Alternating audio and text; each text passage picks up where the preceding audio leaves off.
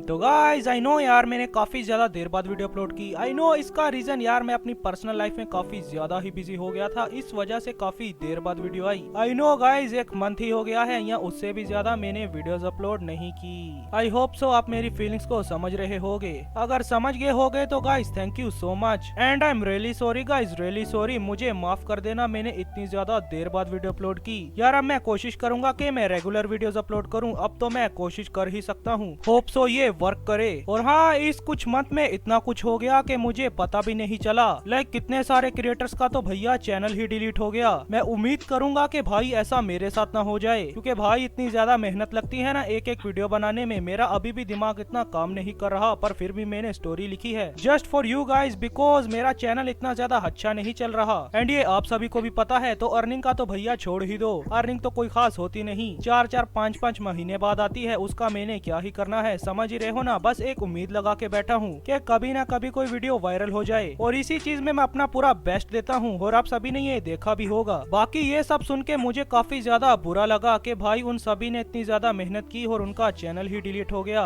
MD explain, Saddu explain और unofficial Goku और सभी का मुझे पता नहीं कि किन किन के साथ ऐसा हुआ है, और ना ही उनके साथ अब कभी हो। और अगर आप सभी को पता है कि उन सभी ने नए चैनल बनाए हैं, तो गाइज उन सभी को प्लीज, उन सभी को जाके पूरा सपोर्ट दिखाइएगा। असल में शुरुआत ये TSNYT के चैनल से हुई थी। सबसे पहले उसका ही चैनल ऐसा हुआ था कि उसका चैनल डिमोनेटाइज कर दिया गया था, और ऊपर से उस बेचारे का चैनल भी हैक हो गया। ये सब शुरू तो बहुत देर से ही हो गया था, बट हमें कभी पता नहीं चला। जो भी हुआ गाइज बहुत बुरा हुआ, क्योंकि हमने तो कोई गलती की ही नहीं, फिर भी हमें ऐसी सजा मिली। अब कॉपीराइट स्ट्राइक की वजह से ऐसा हुआ है। दरअसल गाइज कॉपीराइट स्ट्राइक और कॉपीराइट क्लेम, इसमें बहुत फर्क होता है, जमीन आसमान का फर्क। कॉपीराइट स्ट्राइक ऐसा होता है ना, जैसे हमारी गर्दन के ऊपर तलवार रखी हुई है। एग्जाम्पल के तौर पर अगर मैं तुम्हें ऐसे समझाऊं तो ऐसा होता है ना कि जैसे हमारी गर्दन के ऊपर तलवार रखी हुई है, और अगर जैसे ही तलवार का कवच उतरा तो वो हमारे सीधा गर्दन पे गिरेगी और वही काम खत्म। होप सो आप सभी समझ ही गए होगे। अब जो हो गया उसके लिए तो मैं कुछ भी नहीं कर सकता। बाकी अपने आप को मैं रेगुलर करने की कोशिश करूंगा। मेरा चैनल बिल्कुल डेड हो चुका है, बिल्कुल मरने ही वाला है। आप सभी का बस सपोर्ट चाहिए गाइज। तो चलो गाइज, अब आप सभी ये पार्ट एंजॉय करो।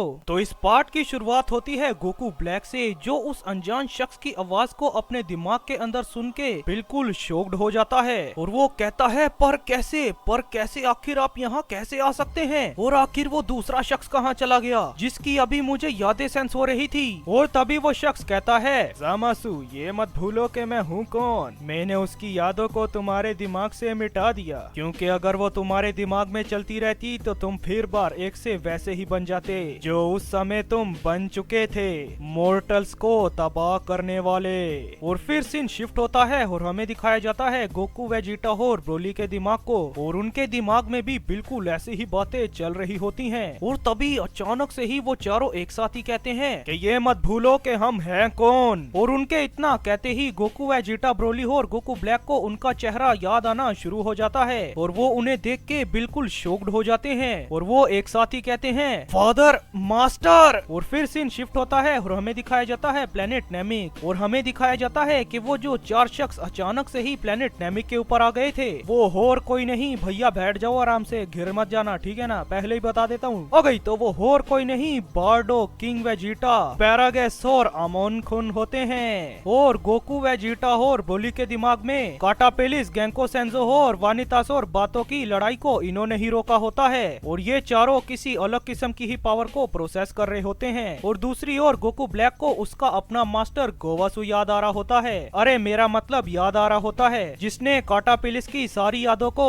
गोकू ब्लैक के दिमाग से मिटा दिया होता है। और फिर सीन शिफ्ट होता है और हमें दिखाया जाता है प्लेनेट नेमी के ऊपर फ्रीजा भी बिल्कुल हील हो गया होता है, और वो जैसे ही अपनी स्पेसशिप से बाहर आता है तो उसे तो उसकी सभी यादें याद आ गई होती हैं, और वो ये देखता है कि भैया सभी साइंस तो जिंदा हैं, पर आखिर ऐसा कैसे हो गया, मैंने तो इन्हें खत्म कर दिया था। और तभी अमोनखुन कहता है, या सेंसे क्या हमें उन्हें जाके बचाना नहीं चाहिए। और तभी बार्डो कहता है, रुक जाओ अमोनखुन, हमें उन्हें रोकने नहीं जाना पड़ेगा, वो खुद अपने आप को ठीक कर लेंगे, कुछ ही देर की ही बात है, बस वेट करो थोड़ा। और वो एक स्माइल करता है, और फिर हमें दिखाया जाता है कि मरनो बार्डो को देख के बहुत अजीब सा ही एक्सप्रेशन देता है, और वो कहता है, वो सैयन तो बार्डो है ना, वो उस टाइमलाइन में मेरा भी मास्टर था, जिसने हम एंजल्स की टेक टेक्निक को भी मास्टर करके रखा हुआ था, पर अब उसकी शक्ति काफी ज्यादा अलग क्यों लग रही है? आखिर ऐसा क्यों है? और जहाँ तक मुझे याद है, फ्रीजा ने तो प्लेनेट वेजिटा को पहले ही तबाह कर दिया था। और फिर सीन शिफ्ट होता है और हमें दिखाया जाता है कि फ्रीजा भी अपनी ब्लैक वाली फॉर्म में उस स्पेसशिप से बाहर आ रहा होता है। और इस सभी सिनेरियो को देख के मरनो कहता है, अरे वाह, हम सब तो फिर से एक बार वैसे ही इकट्ठा हो गए। क्या कहते हो लॉर्ड असुरा? क्या एक बार फिर से हो जाए यूनिवर्सल बैटल? हाँ हाँ, पर इस बार प्यादे थोड़े कम हैं। और तो भी अचानक से ही पूरा आसमान चमकने लगता है और उस आसमान में से गोल्डन कलर की एनर्जी रिलीज हो रही होती है। और उस एनर्जी को वहाँ खड़े सभी लोग फील करके काफी ज्यादा शॉक्ड होते हैं, सिर्फ एक शख्स को छोड़कर, और वो और कोई नहीं, मरनो है। और मरनो काफी ज्यादा इवल सी स्माइल कर रहा होता है और वो फिर कहता है, अरे देखो देखो, आ रहा है कौन? आ चुका है लॉर्ड ज़ालामा, काफी सदियों युगों बाद। हाँ, मुझे याद है जब मैंने पहले डीमन किंग को मारा था तब भी तुम आए थे, तो आज इतनी सदियों बाद क्यों आना हुआ ज़ालामा? और वहाँ पे वो दोनों ग्रैंड प्रिस्ट और वो दोनों ओमनी किंग सर झुका के कहते हैं, तो लॉर्ड ज़ालामा आखिर आप यहाँ पे क्यों आए? आपको यहाँ पे आने की जरूरत नहीं थी, हम इन चीजों को खुद ही संभाल लेते। हो तभी ज़ालामा अपने सुपर शिनरॉन के ऊपर बैठे होते ही कहता है, ओए ओए ओए ओए ओए ओए, क्या तुम सभी मुझे बेवकूफ समझते हो? इन चारों की एनर्जी से मुझे भी अपना पास्ट याद आ गया है, पर वो अलग बात है कि मैं हर टाइमलाइन में पहले से ही मौजूद होता हूँ, पर इस टाइमलाइन में मुझे भी ये सब कुछ याद नहीं था। और इनकी एनर्जी की वजह से मैं अपने सुपर ड्रैगन बॉल्स की शक्तियों का भी यूज नहीं कर पा रहा, नहीं तो मैं पहले ही इन सभी को रिमूव कर देता अपने सुपर ड्रैगन बॉल से। मुझे माफ कर दीजिए समय देवता। और फिर सीन शिफ्ट होता है और हमें दिखाया जाता है उसी अनजान सी जगह को जहाँ पे काटापिलिस और एलुकार्ड काफी ज्यादा इंटेंस फाइट लड़ रहे होते हैं। और इन दोनों की इस इंटेंस फाइट से काफी ज्यादा टाइमलाइनों पर भी असर पड़ रहा होता है। मेरा मतलब जो टाइमलाइंस एलुकार्ड ने पत्थर में बदल दी थी, वो सभी टाइमलाइंस धीरे धीरे करके ठीक हो रही होती हैं। और एलुकार्ड को ये सब पता भी चल रहा होता है, पर फिर भी वो अपनी फाइट कंटिन्यू ही रखता है। और फिर हमें दिखाया जाता है प्लेनेट अर्थ को, जहाँ पे भी काफी सारे लोगों को अपनी यादें मिल चुकी होती हैं। और उनमें से तो एक हमारा गोहन ही होता है जो अभी भी एक बच्चा ही है, पर फिर भी उसे भी अपनी सारी यादें मिल चुकी होती हैं, और बाकी सभी जी फाइटर्स को भी। और फिर हमें दिखाया जाता है दोबारा से प्लेनेट नेमी के ऊपर, जहाँ पे अचानक से ही गोकू वेजिटा और ब्रोली के ओरे का प्रेशर अचानक से ही बढ़ जाता है। और ये चीज देख के बारडॉग भी काफी ज्यादा शॉक्ड होता है और वो कहता है, पर आखिर ये कैसे हो गया? ये तो नहीं होना चाहिए था। जहाँ पे भैया हर कोई ही टेंशन में होता है, और यहाँ पे भैया मरनो को देखो, वो गाना शुरू कर देता है और वो गाना गाता है और वो कहता है, ऐसा तो होना ही था, मैं तो पहले से ही जानता था, इसीलिए तो मैंने तुमसे कहा कि मुझे तुम में से किसी में भी इंटरेस्ट नहीं।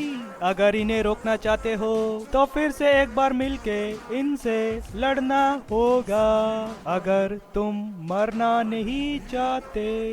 लोल भाई, ये मैंने क्या गा दिया? अरे भाई मरनो ने गाया, अरे मेरा कोई कसूर नहीं है, मेरे ताऊ इसने गाया, मैंने कुछ नहीं किया। Back to the part. तो फू मरनो को ऐसा गाना देख के भैया बिल्कुल कंफ्यूज होता है और वो कहता है, सेंसे तो क्या ये सिचुएशन सबसे ज्यादा खतरनाक है? क्योंकि आपने ये गाना तब गाया था जब आपने उस डीमन किंग को हराया था। और तभी मरनो भी अपनी पावर अप करना शुरू हो जाता है और वो चिल्ला के कहता है, मेरी बात तुम सभी गौर से सुनो, अगर तुम इन सभी को रोकना चाहते हो तो हमें उन चारों को रोकना होगा, नहीं तो हमारा ये मल्टीवर्स, अरे नहीं, हमारी पूरी की पूरी टाइमलाइन से डिस्ट्रॉय हो जाएंगी। क्योंकि मास्टर कभी भी इस हल्की सी सिचुएशन में गाना नहीं गाते, ये ऐसी सिचुएशन में ये गाना गाते हैं जब सिचुएशन काफी ज्यादा हार्ड हो और क्रूअल हो। हमें मिलकर उन सभी को रोकना होगा।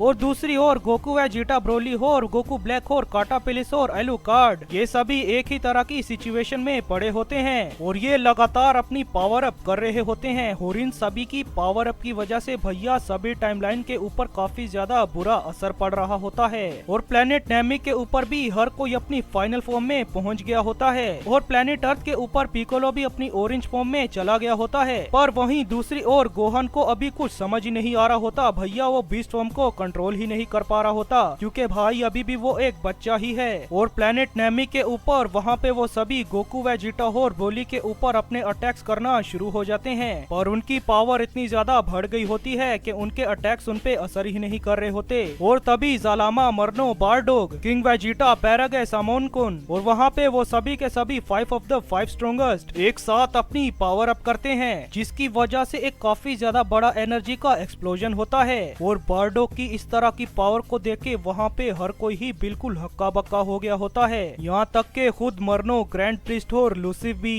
क्योंकि बारडोग यूज कर रहा होता है ग्रीन सेराफिम को। और दूसरी ओर मरनो फिर से एक बहुत सी बड़ी स्माइल करके फिर से गाना शुरू कर देता है और तभी फू बताता है कि सेंसे गाना इसीलिए गाते हैं कि उनकी पावर बढ़ती रहे और उनका गेंकाई बूस्ट उन्हें मिलता रहे, और इसी वजह से वो उस डीमन किंग को हराने में कामयाब हो गए और सभी एंजल से ये सबसे ज्यादा ताकतवर बन पाए क्योंकि मास्टर मरनो स्पेशल हैं। और फिर हमें दिखाया जाता है मरनो को, और लिटरली भाई मरनो भी ग्रीन सेराफिम का यूज कर रहा होता है, पर मरनो की ग्रीन सेराफिम बारडोग से काफी ज्यादा ऊंचे लेवल की होती है। और इन सब की पावर को कंबाइन करने के बाद जो पावर बनती है वो गोकू वेजिटा, ब्रोली और गोकू ब्लैक की पावर को कंप्रेस करने में कामयाब हो जाती है। गोकू वेजिटा, ब्रोली और गोकू ब्लैक की वो ओरा वाली एनर्जी अचानक से ही कम होना शुरू हो जाती है। और दूसरी ओर एलुकार्ड और कैटाफिलिस की फाइट में एलुकार्ड कैटाफिलिस के ऊपर भारी पड़ रहा होता है और तभी एलुकार्ड एक अजीब सा स्पेल पढ़ देता है और वो कहता है रिलीज, और वो जो सभी टाइमलाइंस पत्थर में बदली होती हैं वो सभी फिर से काम करना शुरू हो जाती हैं। और दूसरी ओर गोकू वेजिटा, ब्रोली और गोकू ब्लैक लगातार उन सभी के अटैक से अपनी पावर को खो रहे होते हैं, यहाँ तक के बाकी यूनिवर्स भी अपनी पावर खोना शुरू हो जाते हैं। पर तभी मरनो कहता है अब तो ये खत्म हुआ, अब तो हम जीतने वाले हैं। लेकिन मरनो के इतना कहते ही वहाँ पे एक बहुत ही बड़ा एक्सप्लोजन हो जाता है।